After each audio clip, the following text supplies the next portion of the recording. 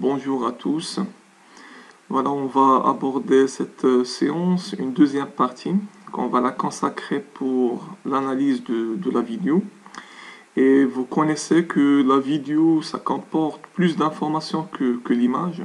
Donc on peut trouver une succession d'images accompagnées avec l'audio, des fois accompagnées avec du texte. Donc normalement, c'est riche en termes d'informations. On va voir comment on peut exploiter la vidéo et on va analyser comment on peut analyser la vidéo pour extraire des informations pertinentes à travers cette source d'informations. Voilà, les domaines d'application sont divers en fait. Donc le premier domaine d'application, on peut parler de la vidéosurveillance. Et actuellement, on trouve énormément des villes, des grandes villes, je parle, qui sont équipées par des caméras de vidéosurveillance. Et ça permet de contrôler ou bien ça permet de suivre le comportement des gens. Ça peut suivre le comportement par exemple des véhicules, etc. etc. Et on peut normalement, même par exemple les voleurs, et donc là on peut vraiment manipuler pas mal de choses à distance. Comme deuxième application, je peux parler par exemple le suivi des personnes. Et donc là, vous remarquez bien que chaque personne est encadrée en fait, chaque personne est encadrée dans un rectangle. Et ça permet en fait, normalement de récolter un certain nombre d'informations qui seront exploitables par suite dans des statistiques. Je peux faire le suivi nul qu'avec par exemple la tête, comme vous voyez dans cette application. Donc là, on peut suivre uniquement la tête de la personne. Et là, ça dessine la trajectoire de la personne. On peut faire le suivi en fait des objets. On peut faire le suivi des objets. Par exemple, ici, on peut faire le suivi d'un véhicule. D'accord? Et donc là, par conséquent, on va tracer le trajectoire de ces véhicules. Et par suite, normalement, ces informations, on peut les exploiter dans diverses... normalement, pour extraire des informations par suite. Ok? On peut faire le suivi des joueurs dans un match de football, comme vous voyez. Et donc là, chaque joueur, en fait, on peut le reconnaître, soit à partir de sa forme morphologique ou bien à partir de son numéro, normalement qu'il le porte dans son tenue. Et par suite, on peut rendre un match de football, voilà, donc normalement c'est un jeu de big data, c'est-à-dire là on peut normalement on peut stocker les informations relatives à chaque joueur d'un tel match, justement pour avoir des statistiques soit hebdomadaires, soit annuelles sur un joueur de football, combien il a fait des passes réussites, combien il a couru dans un terrain, dans une pelouse, etc. Voilà, donc là, ce sont des informations qui sont nécessaires pour analyser un match de football. Et normalement, le fait de cumuler un certain nombre d'informations, on va normalement rentrer dans le sujet de big data, c'est-à-dire là on va avoir une masse de données relatives sur chaque joueur de football. Et voilà, donc là on peut normalement analyser par conséquent un match de football en se basant sur les statistiques générées. Voilà, on peut aussi faire la reconnaissance des gestes. D'accord? Donc là, comme vous voyez, par exemple, là, on peut extraire que la main. Et par conséquent, on va reconnaître le geste de la main. Par exemple, pour les gens qui sont sourds, par exemple, qui n'entendent pas, des gens qui ne parlent pas. Donc là, on peut faire la reconnaissance des gestes pour faire la traduction de ce qu'ils sont en train de dire, par exemple. Voilà, comme vous voyez, donc il y a plusieurs applications dans lesquelles on peut exploiter en fait l'analyse de la vidéo. Voilà, donc l'analyse de la vidéo, normalement, c'est un système qui nous permet de comprendre la sémantique de la vidéo. Ça nous permet en fait de décortiquer les mouvements internes, de savoir la sémantique des objets, par exemple le nom du joueur, le trajectoire parcourue par une personne, le comportement des gens, etc., etc. Donc ça nous permet de comprendre le sens de la vidéo. C'est un système, on sait, c'est un système de vidéo de surveillance intelligent et ça nous permet en fait de contrôler les gens à partir des caméras installées. Donc là, on parle d'un système de vidéo de surveillance intelligent. Voilà, les tâches typiques. On peut parler de la détection et l'identification des objets. C'est-à-dire là, parmi les choses qu'on peut faire avec, normalement au cours de cette partie de cours dédiée pour l'analyse de la vidéo, c'est la détection et l'identification des objets, le suivi de la scène, le suivi des objets, le suivi des personnes, etc. Le suivi et la reconnaissance des actions, qu'est-ce qu'ils font ces personnes-là. On peut prédire, est-ce que c'est un voleur, est-ce que normalement est-ce qu'il s'agit donc de quel joueur, etc. On peut parler de l'analyse d'événements. Donc on peut analyser donc des événements à travers l'analyse de la vidéo. En fait, les fonctionnalités de l'analyse de la vidéo, donc là, ça permet d'accomplir des tâches qui sont difficiles pour l'homme. C'est-à-dire là, on peut regrouper donc un catalogue de visages, d'accord, d'une manière automatique.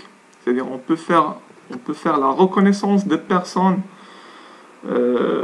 à partir en fait d'une caméra qui serait installée dans une entreprise, dans une société par exemple. Et ça permet en fait de reconnaître par exemple les entrées, c'est-à-dire les personnes qui vont accéder à cette entreprise-là pour reconnaître quelles sont les personnes ou bien quels sont les fonctionnaires qui sont absents, les étudiants qui sont absents, etc. etc.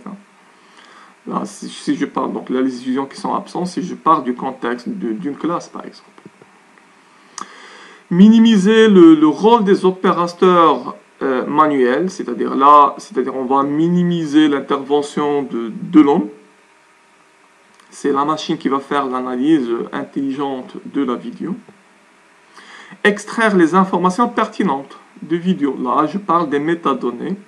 Et donc là, je vais rebondir sur l'exemple qu'on a abordé tout à l'heure d'un match de football. D'accord? Donc là, on peut étiqueter les joueurs, on peut avoir des métadonnées relatives à chaque joueur. D'accord? Et par conséquent, on peut donner par exemple un score à chaque joueur, on peut le noter. Hein. On peut par exemple donner combien, par exemple, les statistiques d'un match d'une manière automatique, c'est-à-dire sans intervention humaine bien sûr. Et on va extraire justement que les informations qui sont pertinentes d'une vidéo qu'on va stocker par suite dans une base de données pour bien sûr pour les exploiter par suite. Voilà, grosso modo, qu'est-ce qu'on va voir dans ce cours-là? On va donner donc une petite résumé sur les applications. Donc déjà, on a donné quelques applications. On va aborder quelques applications qui sont réelles, des applications qui reposent sur l'analyse de la vidéo. On va parler des moyens d'acquisition des vidéos, c'est-à-dire là, les caméras maintenant qui existent. On va parler de la détection des objets mobiles et surtout on va parler de la modélisation de l'arrière-plan et la soustraction de l'arrière-plan. C'est-à-dire là, les informations, on va extraire que les informations, on va dissocier entre les objets qui sont mobiles, qui appartiennent au premier plan, et les objets qui sont immobiles, qui vont appartenir à l'arrière-plan. Et généralement, donc là, on se ramène le plus souvent à se focaliser sur les objets mobiles qui portent beaucoup plus d'informations par rapport à l'arrière-plan. Voilà, par suite on va faire la segmentation, mais cette fois-ci, donc On va faire la segmentation, comme tout à l'heure, la soustraction de l'arrière-plan, c'est une segmentation en fait. Mais cette fois-ci, on va faire, donc là, on va voir une segmentation par profondeur, en utilisant donc un type spécial de caméra qui s'appelle Kinect. Et donc, on va voir l'extraction manuelle des caractéristiques, on va parler des features, et ça nous permet en fait de passer à la troisième étape qu'on a parlé la dernière fois, c'est la phase de la reconnaissance, c'est-à-dire en faisant l'extraction des caractéristiques, des features extraction. Donc là, on va passer vers la troisième étape qui est la reconnaissance. C'est-à-dire là, on va utiliser des algorithmes de machine learning en se basant sur les caractéristiques extraites, c'est-à-dire les features, donc, qui seront donc comme des vecteurs d'entrée pour prédire des informations et pour analyser la vidéo. Et on va voir l'extraction automatique des caractéristiques, et cette fois-ci, on va parler de deep learning. D'accord, on va parler de quelques modèles de deep learning, surtout on va se focaliser sur le modèle CNN et le modèle RNN avec normalement LSTM. Voilà, donc c'est ça ce qu'on va aborder donc, dans les prochains cours de cette partie de l'analyse de la vidéo. Voilà, on va commencer avec les applications. Voilà, tout à l'heure, on a vu la reconnaissance des gestes de la main. Voilà, donc là, on peut en fait segmenter la vidéo sous forme des objets mobiles et l'arrière-plan. Et par suite, on va extraire, par exemple, que la main, par exemple. Et là, on va extraire quelques caractéristiques de la main. On va extraire quelques caractéristiques. C'est ça, l'extraction manuelle, par exemple, des caractéristiques de la main. Et on va utiliser un algorithme de machine learning pour pouvoir reconnaître. Par exemple, ici, voilà, on va reconnaître quel geste fait cette personne-là. D'accord? Et ça, cette application, normalement, elle est utilisée surtout pour les gens qui sont sourds. Et ça permet en fait de déchiffrer normalement des gestes qu'ils font. Voilà, donc ça c'est une première application en se basant sur la reconnaissance des gestes. Ça, normalement, ça c'est l'extraction manuelle des caractéristiques en utilisant donc une caméra ordinaire. Mais on peut utiliser des caméras beaucoup plus sophistiquées, à l'instar du caméra Kinect. D'accord? Et là, vous voyez que la personne qui s'assoit en avant, donc ça, normalement, on arrive à extraire une silhouette à partir de cette personne. Et par conséquent, en analysant cette silhouette, ça nous permet en fait de manipuler pas mal de choses. Sachant que une telle caméra Kinect, ça nous permet de donner au-delà de l'information normalement de l'espace couleur RGB, ça nous permet de donner en fait même la profondeur. C'est-à-dire là, on peut savoir la distance avec laquelle la personne qui bouge, normalement, à quelle distance elle est située par rapport à la caméra. Et par conséquent, je peux faire une segmentation par profondeur. Ça veut dire que je vais garder uniquement les objets qui sont proches de la caméra par exemple 3 mètres, 4 mètres, etc. Voilà. Et là, vous voyez que on arrive à extraire uniquement la main. Et en faisant la reconnaissance des gestes, ici vous voyez, donc là vous avez deux états, soit main ouverte, soit main fermée. D'accord? Donc si vous avez une main fermée, je dessine, main ouverte, je relâche le curseur. Et là vous pouvez voir que je peux manier même les applications, nul qu'avec des gestes qui sont loin. Voilà, donc là je peux dessiner à distance.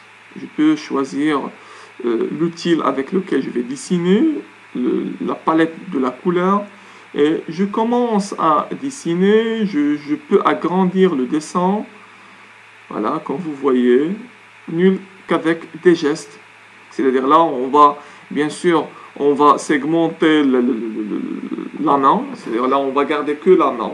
On va faire une segmentation par profondeur. Et par suite, en se basant sur les gestes de la main, je peux manipuler et manier en fait les applications. Je peux zoomer, dézoomer. Et surtout, normalement, ces types de caméras, ils sont inventés dans un cadre spécial qui sont les jeux vidéo. C'est-à-dire maintenant, vous avez normalement ce type de jeu vidéo avec lequel je peux manipuler un avatar, un personnage fictif, normalement avec des gestes. Voilà. Donc là, on va rebondir sur ce type de caméra Kinect dans une séance à part. On peut faire la reconnaissance des activités humaines. Et là, on peut normalement avoir des activités des individus, c'est-à-dire chaque individu, c'est-à-dire individuel, ou bien dans un comportement de groupe, c'est-à-dire dans une foule.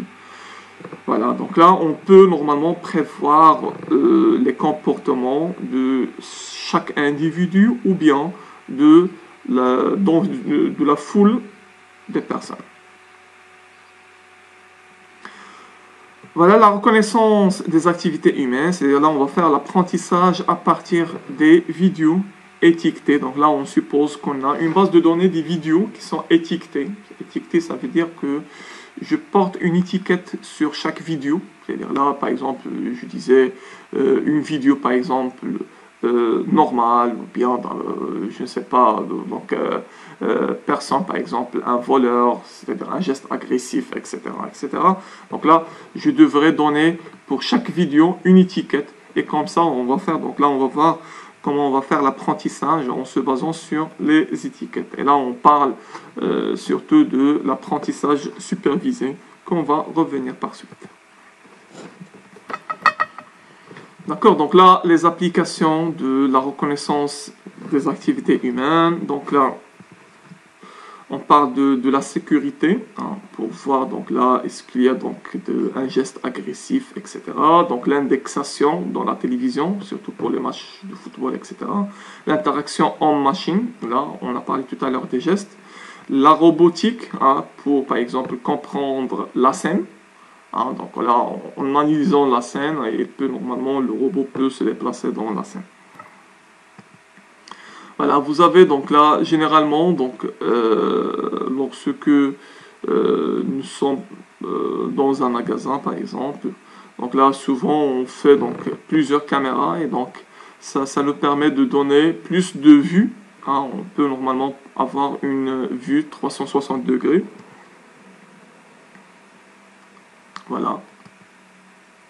Et là, vous voyez, par exemple, on peut par exemple détecter s'il y a donc un vol d'un bagage, par exemple, s'il y a donc un voleur. Donc là, on peut signaler donc une alarme, etc. Ou bien donc un bagage abandonné par quelqu'un, c'est quelqu'un a oublié son bagage, donc on peut signaler donc une alarme. Voilà, le comportement de la foule. Détection de la chute, hein, surtout pour les gens qui nécessitent une surveillance régulière. Donc là, on peut installer par exemple des caméras dans des chambres, et ça nous permet d'envoyer donc une alerte lorsque le système intelligent détecte qu'il y a une chute de la part d'une personne. Voilà. Maintenant, on va parler de l'acquisition. Donc là, pour acquérir donc une vidéo, il y a plusieurs moyens de le faire. D'accord? Voilà. Donc là, actuellement, donc, on se base le plus souvent sur nos téléphones portables pour enregistrer des vidéos et même des webcams. D'accord? Ça, c'est le plus utilisé. On peut se baser sur des caméras fixes et des caméras, ce qu'on appelle PTZ, pan, tilt et zoom. Donc là, ces types de caméras, donc là, on l'utilise le plus souvent pour sous forme des caméras de vidéosurveillance, d'accord. Et ça permet en fait, surtout pour ce type de caméra, ça c'est un type de caméra qui est fixe, d'accord. Donc là, on prend justement une seule vue. Mais ce type de caméra PTZ, ça permet en fait de tourner. C'est-à-dire on peut manipuler à distance normalement la caméra pour pouvoir prendre une vision de 360 degrés. Ça permet de bouger, ça permet de zoomer, de se focaliser sur des objets, etc. Vous avez des caméras donc dites libres, c'est-à-dire là des caméras qui peuvent bouger dans la scène. C'est surtout les caméras qui seront installées qui sont liées à des robots. Donc on les installe donc sur des robots. Et ça permet de bouger, hein, surtout par exemple pour contrôler des gens qui trouvent des difficultés pour marcher, etc. Ou bien, je ne sais pas si vous avez vu actuellement, surtout dans la Chine, hein, ils installent des caméras dans des robots, surtout dans cette phase de confinement, justement pour minimiser en fait le contact avec les gens, et ça permet normalement de se balader, hein, à l'intérieur par exemple d'un magasin, d'une chambre, dans une maison, etc. Voilà, donc là le dernier type que nous allons voir, ce sont les caméras, donc des caméras Kinect. Et normalement ce sont des caméras Xbox, hein. C'est normalement ce type de caméra, donc initialement c'était inventé dans le cadre des jeux vidéo, mais vu la richesse d'informations qu'on peut extraire avec ces types de caméras, maintenant les chercheurs, ils ont utilisé ce type de caméra justement dans leur recherche pour extraire et pour faire des systèmes beaucoup plus sophistiqués en se basant sur ce type de caméra. Et normalement, ça permet en fait de surmonter les applications qui se basent sur des caméras ordinaires. Voilà, quelques problèmes, quelques défis qu'on peut rencontrer, hein, le plus souvent normalement dans l'analyse de la vidéo. En fait, dans l'acquisition de la vidéo, on peut avoir un problème de lumière, un problème de couleur. Voilà, donc ça c'est paramétrable et ça dépend du type de caméra que vous allez utiliser. Voilà, donc on peut avoir donc problème de faible luminosité, surtout dans les endroits sombres ou bien dans l'acquisition d'une vidéo en nocturne, par exemple. Donc là, ça permet de détériorer la qualité de la vidéo, la qualité des images, de la séquence d'images obtenue. Ça, c'est une solution. Parmi les solutions qu'on peut utiliser, c'est les caméras de type infrarouge. Ça permet en fait de capturer la vidéo dans des endroits qui sont dans les nuits, par exemple, dans les endroits en nocturne. Mais donc là, le problème, c'est que on va réduire l'information et la qualité de l'information, parce que là, on va obtenir normalement des images niveau degré, on n'a pas une information couleur, et même la qualité, des fois, la qualité de la résolution, normalement, elle est faible. Voilà, donc là, si je prends par exemple, une tracée, hein, de cette vidéo, donc là vous voyez que vraiment il y a beaucoup de zigzags, ça prouve qu'il y a beaucoup de bruit à l'intérieur de cette image. Donc ça, normalement, ça c'est un signal normalement qui est pris, hein, de cette image à travers ce tracé. Voilà, donc là on peut faire le contrôle du gain, on peut faire l'analyse sur ce signal-là. C'est-à-dire là, on peut faire le traitement sur chaque image. Mais donc là, sachez que vraiment, donc là, dans les normes, on a 25 à 30 images par seconde. C'est-à-dire là, le traitement qu'on a eu l'habitude de faire dans l'image, dans le traitement d'image qu'on a vu dans la première partie, normalement c'est trop difficile des fois de l'appliquer dans le cadre des vidéos, surtout lorsque vous avez des vidéos de grande taille et normalement de longue durée. Voilà, donc quelques autres défis. Donc on a l'effet de l'ombre. Ça c'est un défi, et ça c'est normalement, ça c'est un sujet de recherche à part. C'est comment on peut isoler, par exemple, l'ombre par rapport à l'objet. Donc tout à l'heure, on a parlé d'une segmentation des objets mobiles par rapport à la scène, justement pour étudier que les objets mobiles. Mais là, en se déplaçant, même l'ombre se déplace aussi. Et donc là, sans traitement préalable, donc on aura ce problème de l'effet de l'ombre, parce que l'ombre serait aussi détectée comme un objet mobile. Voilà, et donc là, ça pose un problème. Il y en a des recherches qui se focalisent sur normalement sur la séparation de l'ombre par rapport à l'objet mobile.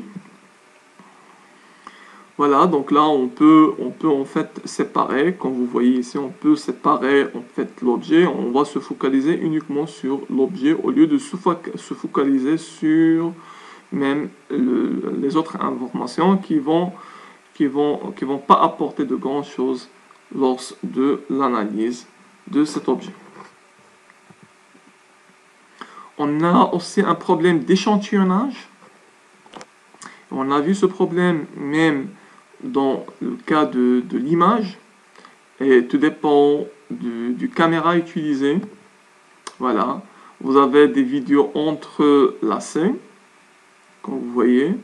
Et normalement, ce sont des défis qu'on peut rencontrer le plus souvent lorsqu'on va faire l'analyse de la vidéo. Mais généralement, donc là, les types de caméras actuelles, ce sont des caméras qui sont de haute gamme, qui ont donc une grande résolution. Et ça nous permet en fait d'éviter, grosso modo, la plupart de ces problèmes. Voilà. On revient sur la vidéo. En fait, comment on peut voir la vidéo? La vidéo, c'est une succession d'images. Okay? Donc, c'est une succession d'images, c'est un ensemble d'images qui sont juxtaposées. Voilà, on peut voir une vidéo comme étant, par exemple, un cube d'images. Et donc, ce cube d'images, en fait, ce sont des images dans le temps. Ça, normalement, c'est le temps. Et donc, désormais, on va parler, en fait, de cadres. De cadre, c'est-à-dire là, on va parler de l'image dans le domaine spatial. Voilà, ça c'est le domaine spatial, c'est-à-dire là, lorsque je parle des pixels à l'intérieur d'une image, ou bien ce qu'on va l'appeler par suite des frames. Voilà, donc là, ça c'est le cadre spatial, et ça c'est normalement, ça c'est le domaine temporel. Voilà, donc dans une vidéo, on a en fait, donc un domaine, ce qu'on appelle un domaine spatio-temporel, c'est-à-dire un domaine spatial, c'est le X et le Y dans un frame, et un domaine temporel, normalement c'est le changement dans le temps, c'est-à-dire chaque pixel qui a de coordonnées X et Y, il serait une fonction dans le temps parce que en fait, elle va changer,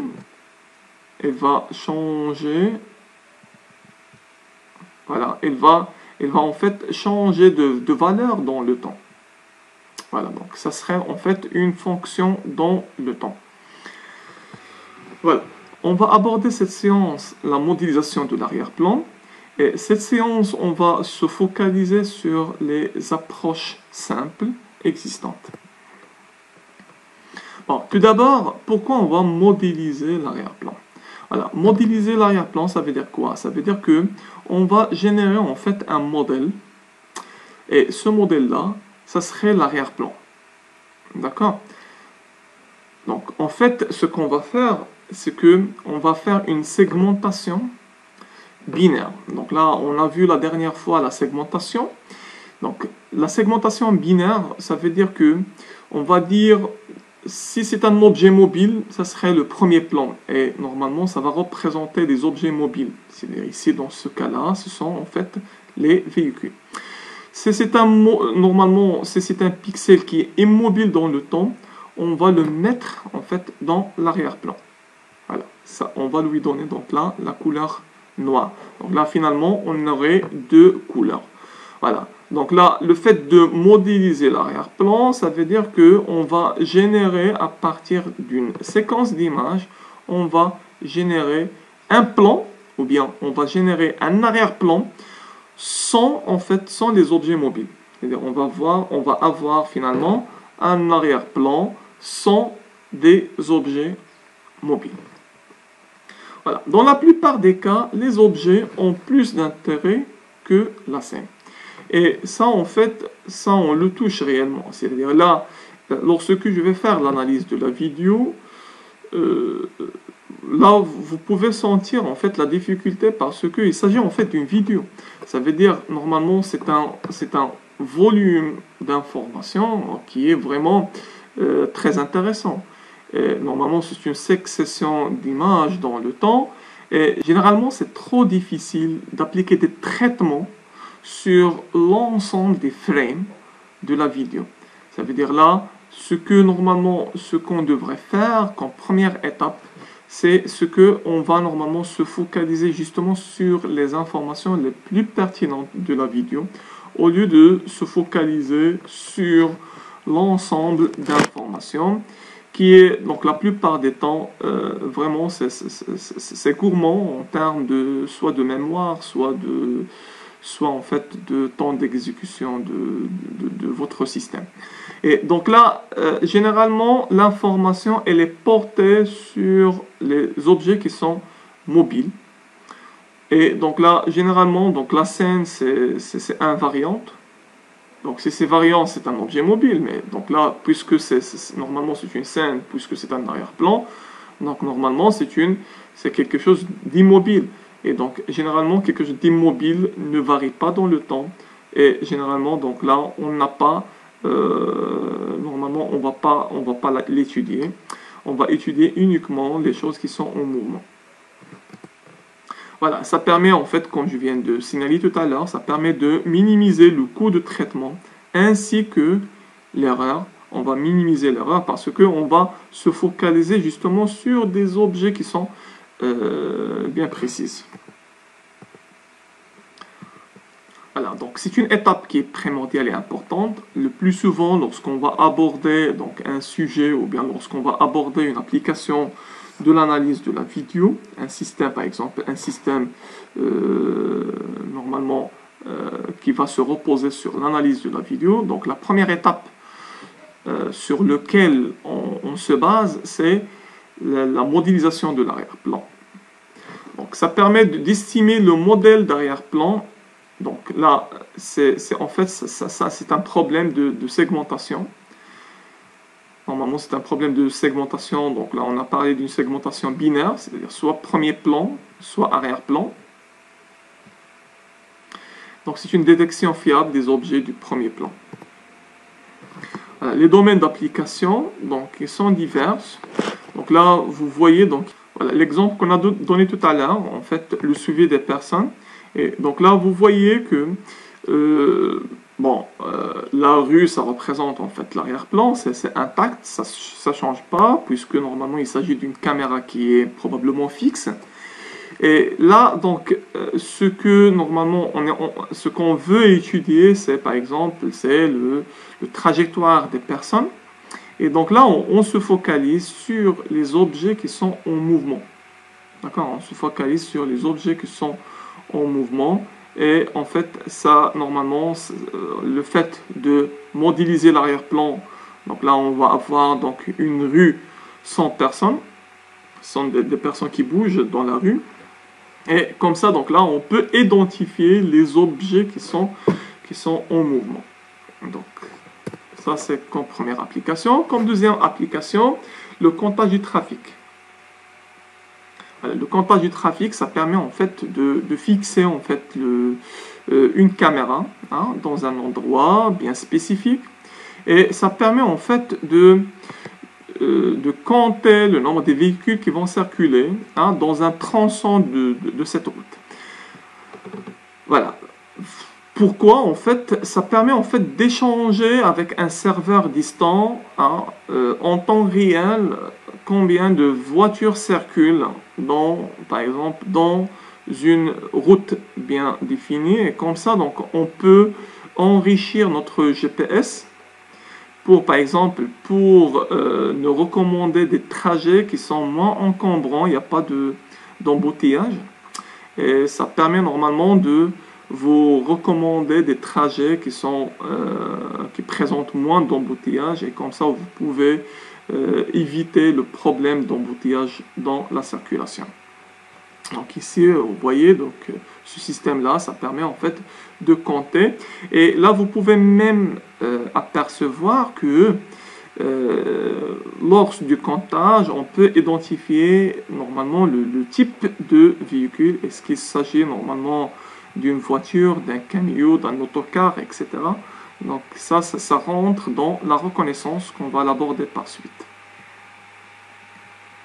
Mais là, vous voyez bien que la scène, le plus souvent, normalement, c'est une scène qui est immobile. Hein. Et là, vous voyez qu'il n'y a que des objets qui sont en mouvement, qui sont concernés par l'étude.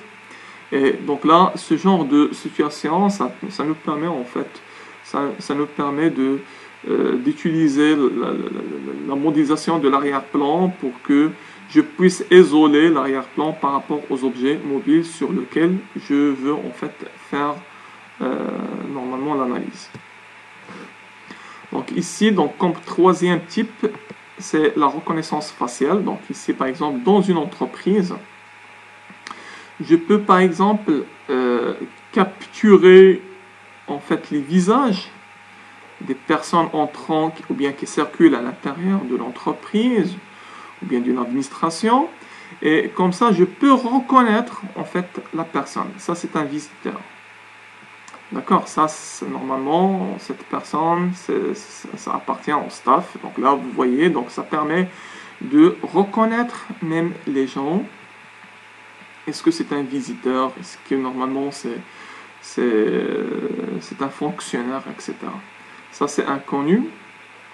Voilà, donc ça, ce sont des applications. Et là, vous voyez bien que le plus souvent, vous avez une scène qui est... voilà, une scène qui est immobile et vous avez des objets qui sont mobiles. Donc là, normalement, ça va minimiser le coût de calcul lorsque je vais détecter que la personne au lieu de travailler sur la scène entière. Comme facteur à considérer lorsqu'on va faire la modélisation de l'arrière-plan, on va parler du changement d'éclairage, c'est-à-dire un changement brusque de l'éclairage, ça permet en fait d'influencer, d'impacter sur cette modélisation de l'arrière-plan parce que même l'arrière-plan va changer dans ce contexte-là puisque les pixels vont changer de valeur. La lumière artificielle, en fait, lorsque vous allumez de la lumière artificielle, bien sûr, les pixels changent d'intensité et normalement, ça va impacter et ça va normalement impacter en fait la modélisation de l'arrière-plan. Aussi donc là l'ombre, c'est-à-dire là lorsque je change bien sûr la lumière ou bien la source lumineuse, bien sûr ça change l'ombre. Tant que j'augmente les sources lumineuses, tant que j'aurai plus d'ombre. Et l'emplacement, est-ce que je suis à l'intérieur? Et là, je parle des lumières artificielles, ou bien je suis à l'extérieur. Et là, je parle du soleil. Hein, et normalement, le changement graduel, bon, c'est pas un changement brusque, mais c'est un changement graduel. Des fois, je peux avoir des nuages qui peuvent occulter le soleil. Et ça permet en fait de faire un changement brusque dans les intensités des pixels. Et par conséquent, même l'arrière-plan va changer. Et dans ce contexte-là, donc on aurait des difficultés à modéliser l'arrière-plan. Ça, ce sont des facteurs en fait à considérer lorsque je vais normalement modéliser mon arrière-plan. Voilà. Donc là, je vais commencer cette séance avec les approches simples. Et par suite, on va voir des approches beaucoup plus sophistiquées. L'approche la plus simple, c'est que normalement on va on va se reposer sur une image dans laquelle on a capturé sans les objets mobiles. Voilà. Donc là, on va l'appeler donc B comme background. De X, Y, ça c'est le domaine spatial. Et ça c'est le T. C'est-à-dire là, on l'a capturé à l'instant T, là où il n'y a pas d'objet mobile. D'accord? Donc ça c'est l'idéal. Je suppose que j'ai déjà le modèle. Ça c'est ce que je veux avoir dans la modélisation de l'arrière-plan. Ça c'est un modèle. D'accord? Voilà. Je suppose que là, je vais prendre cette image-là, ou bien ce frame-là, à l'instant T, là où il n'y a pas d'objet mobile. Et qu'est-ce que je vais faire? Au fil du temps, bon, je vais faire la soustraction. Hein, ça c'est un changement dans le temps. I, ça c'est l'image, c'est-à-dire là les images, ça c'est la vidéo, donc ça c'est le X, Y et le volume T. Voilà, donc là au fil du temps, qu'est-ce qu'on va faire? On va prendre chaque frame et on va faire une soustraction par rapport à l'arrière-plan. On va faire donc là ici la valeur absolue pour ne pas avoir des valeurs négatives et on va normalement la comparer par rapport à un seuil. Donc là, on suppose que même s'il y a donc un petit changement, on ne va pas le considérer comme étant un objet mobile. C'est-à-dire là, il faut y avoir vraiment un grand changement, c'est-à-dire une valeur qui dépasse ce seuil-là pour dire que c'est un objet qui est mobile. Voilà, donc là, on va estimer l'arrière-plan à l'instant T. Donc là, on va soustraire l'arrière-plan estimé d'une image en cours. Voilà, on va le soustraire par rapport à B de X, Y, T. Et on va faire un seuillage en utilisant la différence absolue afin de trouver un masque du premier plan. Donc un masque du premier plan, ça veut dire que on va avoir normalement une image binaire.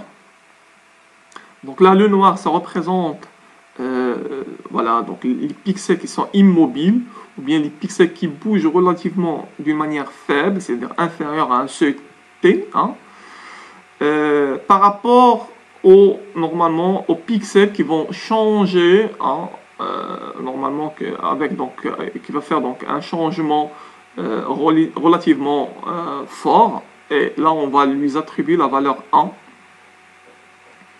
Voilà, c'est ça le masque. Et là, vous pouvez voir,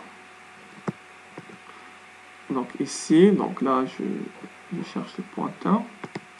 Donc là, ici, vous pouvez voir dans la vidéo que ici, on va normalement, justement, laisser que les objets qui sont au mouvement, c'est-à-dire, justement, les objets qui sont relativement, qui ont un fort changement par rapport à l'image ou bien par rapport au frame B de X, Y, T, hein, supposé pris là où il n'y a pas normalement d'objet mobile.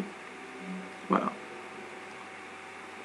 Mais ça reste en fait, cette approche, ça reste normalement très limité parce que en fait, il n'y a rien qui va nous garantir que l'arrière-plan ne va pas bouger parce que là, je peux avoir, par exemple, on peut avoir une voiture qui va se garer ici.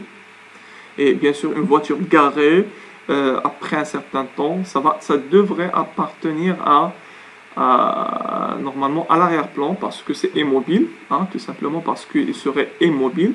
Et par conséquent, donc, il serait toujours détecté comme étant un objet qui est mobile parce que l'image B de X, Y, T, elle est prise là où il n'y avait pas donc, la voiture qui était garée en fait dans cet emplacement-là.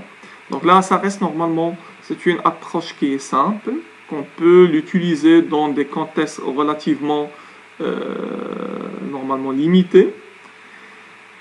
Et bien sûr, on peut voir donc d'autres approches qui sont beaucoup plus adaptatives. Voilà. Donc là, normalement, on va voir une deuxième approche, ce qu'on appelle la différence d'image, frame differencing. Frame differencing, en fait, ça repose sur une dérivée temporelle. Et là, lorsque je parle d'une dérivée temporelle, c'est-à-dire là, je fais la dérivée dans l'axe du temps. Donc la dérivée dans l'axe des temps, c'est-à-dire là, je vais considérer que, en fait, le background, c'est l'image précédente. Ou bien c'est le frame précédent. Et voilà, donc là, l'équation de soustraction, en fait, devient quoi, en fait? C'est le i de xyt moins i de xyt moins 1. Donc là, le background, c'est ça. C'est le i de xyt moins 1. Et donc là, vous remarquez bien, puisque normalement, on sait que entre t et t moins 1, vraiment, vous avez un laps du temps. Hein? Normalement, c'est une dérivée dans le temps. D'accord? Donc là, on peut dire ça, c'est t, normalement, c'est i de xyt moins i de xyt moins 1 divisé par t moins 1 moins t. D'accord? C'est t moins t plus 1, normalement, ça reste sur 1. Donc, c'est une dérivée dans le temps. Et donc là, on va faire la même chose, mais cette fois-ci, donc là, on ne va pas se baser sur un modèle d'arrière-plan, mais justement, je vais prendre le frame précédent. D'accord? Et là, on va faire la même chose, mais justement, donc là, le résultat qui serait attendu, c'est quoi? En fait, tout dépend en fait de plusieurs paramètres, tout dépend normalement de la vitesse des objets qui vont passer, tout dépend de la cadence des images, c'est-à-dire combien de frames vont écouler dans une seconde, et bien sûr le seuil. Tout dépend, donc là on va obtenir des informations sur le bord des objets, parce que là, si je prends par exemple l'emplacement de cet objet-là, par rapport à l'ancien emplacement, donc là on va y avoir un léger déplacement de l'objet, et par conséquent lorsque je vais normalement faire la soustraction de ce frame là par rapport à l'autre frame dont l'objet normalement s'est déplacé légèrement, on va y avoir justement l'information qui va se porter sur les contours de l'objet, bien sûr. Donc là l'intérieur ça reste le même, puisque normalement il y a un léger déplacement des objets. Mais là, je répète que normalement, tout dépend de la vitesse de l'objet. C'est-à-dire, est-ce que l'objet normalement se déplace lentement ou bien rapidement? Voilà, la cadence des images et le seuil TH. La précision de cette approche dépend bien sûr de la vitesse du mouvement dans la scène.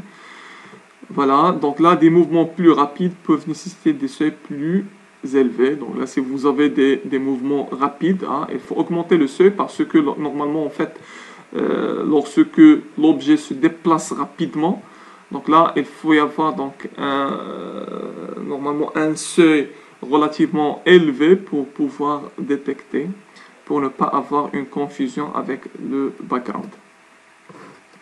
Voilà, donc là, on remarque bien, en fait, si vous avez un seuil TH est égal à 25, donc là, normalement, c'est ça le résultat qu'on va trouver. Un TH est égal à 50, là, j'augmente le TH, bon, à partir de 200, on peut plus voir, en fait, les objets qui sont en mouvement. Bien sûr, normalement, ça, c'est trivial parce que en fait lorsque j'augmente le seuil, c'est-à-dire ici j'arrive à 200, ça veut dire que en fait il faut y avoir des pixels, donc un changement qui dépasse 200 pour le détecter. Voilà, donc là cette approche ne peut fonctionner que si tous les pixels du premier plan sont en mouvement et tous les autres pixels sont statiques, parce que tout pixel en mouvement, il serait détecté comme étant, tout changement de pixel serait détecté comme étant un pixel du premier plan. Voilà, donc ici on va normalement voir un exemple concret. Là vous voyez que l'information porte sur le contour de l'objet. Normalement c'est une dérivée.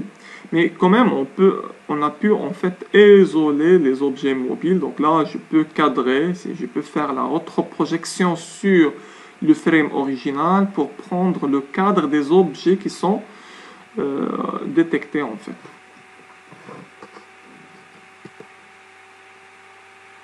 Voilà.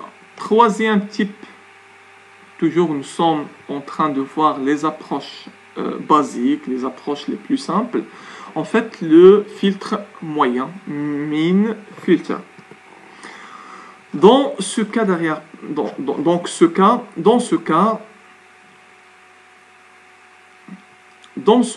l'arrière-plan est la moyenne des anciens n-frames. Donc, qu'est-ce qu'on va faire? En fait, on va, lorsque, par exemple, on va faire, par exemple, l'analyse, ou bien on va installer une caméra de vidéosurveillance. Donc, ce qu'on va faire, c'est que, avant de commencer le traitement, on va prendre n premiers frames. Je suppose un premier frame, c'est-à-dire 100 frames, 200 frames par exemple. Donc je vais garder ces 200 frames justement pour modéliser uniquement l'arrière-plan. Et par suite, en se basant sur ce modèle calculé, on va l'utiliser dans le temps pour faire l'extraction. C'est-à-dire là, on va faire comme étant la première approche la plus simple, c'est la différence d'une image par rapport à un modèle existant. D'accord? Et bien sûr, l'avantage normalement de ce filtre moyen, c'est que on peut faire d'une manière régulière la mise à jour de l'arrière-plan, c'est-à-dire au bout de chaque 10 minutes, au bout de chaque 15 minutes, je peux recalculer le modèle. On ne sait jamais s'il y a donc normalement s'il y a donc un objet qui vient de s'incruster dans la scène, et par conséquent, il va devenir un élément de l'arrière-plan, c'est-à-dire il va normalement appartenir à l'arrière-plan dans ce contexte-là. Et donc là, la formule, c'est que en fait, on va se baser sur la formule pour calculer le background, on va se baser sur la moyenne normalement de n frames. Et pour chaque pixel, ce qu'on va faire, pour chaque pixel, je parle pour x et y précise. Pour chaque pixel, dans le temps, on va calculer la moyenne. D'accord? Donc, dans le temps, on va calculer la moyenne. Donc, là, je prends par exemple, je prends le frame. D'accord? Et ça, je le prends dans le temps. Voilà. Donc, je prends ce pixel-là. D'accord? Donc là, je prends toutes les valeurs. Donc là, je suppose que ça, c'est le n. Ça, c'est le n frame. D'accord? Qui est fixe, en fait. N, ça peut être, par exemple, 100. Et donc là, pour ce pixel-là, je prends toutes les valeurs. Donc là, la première des choses, on va stocker les n-frames dans un tableau tridimensionnel. D'accord? On va stocker les n-frames dans un tableau tridimensionnel. Et là, j'aurai en fait, je vais obtenir pour chaque position x, y, je vais obtenir n valeurs ici. D'accord? Et là, je calcule la moyenne des n valeurs. D'accord? Et je passe pour l'autre pixel, je fais la même chose, je passe vers l'autre pixel et ainsi de suite. Voilà. Donc c'est ça la méthode qu'on peut adopter dans le cas d'un filtre moyen. Voilà. Donc là, on va faire la même chose. Donc là, normalement, ce serait la même formule qu'on a adoptée dans l'approche simple. Donc l'image moins le background qui est en fait la moyenne des pixels dans le temps. Et là, normalement, il devrait être supérieur à 1 seuil. Voilà. N est le nombre d'images précédentes prises pour faire la moyenne. N dépend de la vitesse de la vidéo. C'est-à-dire, si vous avez donc là, normalement, si vous avez une vitesse élevée, donc là, il vaut mieux prendre un N plus élevé. Comme ça, on peut localiser plus les pixels qui ne bougent pas. D'accord? Et la quantité du mouvement dans la vidéo. Donc là, bien sûr, donc là, n normalement c'est un paramètre réglable. Donc si je prends le n, donc là, vous voyez bien que, en fait, que l'arrière-plan est simé. Toujours, vous avez des, on va l'appeler des véhicules fantômes, hein. Vous avez toujours ici une trace des véhicules. Parce que là, dans la moyenne, on n'a pas pu calculer vraiment, on n'a pas pu avoir une valeur qui est proche de la valeur de l'arrière-plan. Mais bien sûr, là, pour attaquer ce problème-là, on peut augmenter le nombre n. Mais donc, ça reste toujours un compromis parce que tant que j'augmente le nombre n, donc là, j'ai beaucoup de traitements à faire. Donc là, surtout pour les mises à jour après. Donc là, normalement, il ne faut pas abuser à trop augmenter n. C'est vrai que tant que j'augmente n, j'aurai plus de résultats précis. Voilà, si j'augmente n est égal à 20, donc là, vous voyez déjà, normalement, ce fantôme-là s'affaiblit. N 50, déjà, on peut remarquer qu'on a vraiment un modèle pratiquement parfait. Donc, on a vraiment un modèle pratiquement parfait. Et là, si vous avez un modèle parfait, bien sûr, vous aurez donc un résultat aussi parfait qu'il soit. Et par conséquent, donc là, c'est un type de, normalement, c'est une approche qui est donc là, qui est normalement utilisée en fait, surtout pour des caméras de vidéosurveillance. Et au bout de normalement de chaque 15 minutes, 10 minutes, on peut faire la mise à jour de l'arrière-plan. On ne sait jamais si l'arrière-plan pourra changer dans le temps. Alors, le filtre médian, pratiquement, donc là, normalement, on va faire la même chose, mais donc cette fois-ci, au lieu d'avoir une moyenne, d'accord, on va y avoir une médiane. C'est-à-dire là, toujours dans le temps, hein, pour chaque pixel, qu'est-ce qu'on va faire? On va trier les valeurs dans le temps, c'est-à-dire on a n valeurs, on va les trier et on va bien sûr prendre la valeur médiane.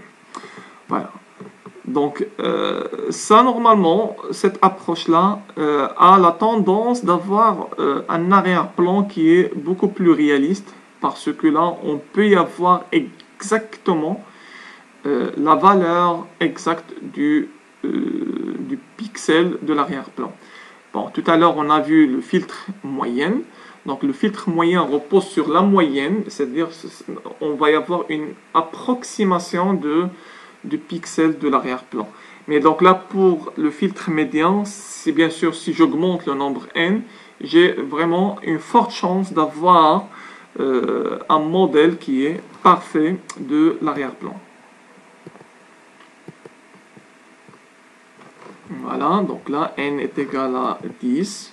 Donc si j'augmente, là, on aura donc là un modèle qui est parfait. Donc là, les pixels de l'arrière-plan ici ne sont pas la moyenne, c'est-à-dire ils ne sont pas normalement une valeur approximative de l'arrière-plan, du pixel de l'arrière-plan, mais en fait, c'est une valeur qui peut être vraiment exacte de l'arrière-plan parce que le médian, si je prends par exemple des véhicules normalement qui circulent avec une vitesse, hein, donc si je prends le cas des véhicules en fait qui roulent avec une certaine vitesse, lorsque normalement je prends par exemple 50 frames, donc là vous avez une forte chance d'avoir la valeur de pixels réelle dans la valeur médiane. C'est-à-dire avant que normalement avant que le véhicule normalement traverse ce point-là et après donc là le pixel qui le traverse. Après après en fait donc ici donc si vous avez des véhicules qui circulent en fait des véhicules qui roulent, hein, avec une certaine vitesse, vous aurez donc une forte chance d'avoir une valeur médiane qui va tomber exactement sur la valeur de l'arrière-plan. Donc, parce que normalement, ça change rapidement de valeur. Et donc là, la valeur médiane, ça peut normalement tomber sur la valeur exacte de votre arrière-plan. Voilà, donc désormais on ne va pas parler de DTP, on va basculer vers un autre langage de programmation et on va parler de Python, d'accord? On va travailler avec Python. Et donc là, le travail demandé, parce que finalement je vais vous donner des mini-projets à faire, voilà. Et donc, vous aurez donc normalement, vous aurez à utiliser ces approches-là que nous allons développer au cours de ces cours de cette partie-là. Donc là, ce que vous allez faire, c'est que on va se baser sur une vidéo enregistrée sur le disque dur ou capturée à partir d'une webcam par exemple, pour réaliser une segmentation avant-plan, arrière-plan, en utilisant les 4 approches qu'on a vues tout à l'heure. Donc là, l'approche de la différence d'image, c'est-à-dire là, on va prendre une image fixe, on va capturer un frame fixe et on va faire la différence par rapport au frame de la vidéo. On va faire la différence ou bien la dérivation temporelle, c'est-à-dire là, on va considérer que le background c'est l'image précédente et on va faire la dérive temporelle. On va calculer, normalement, on va modéliser l'arrière-plan par le filtre médian et par le filtre moyen. D'accord? Voilà, merci pour votre attention et à très bientôt.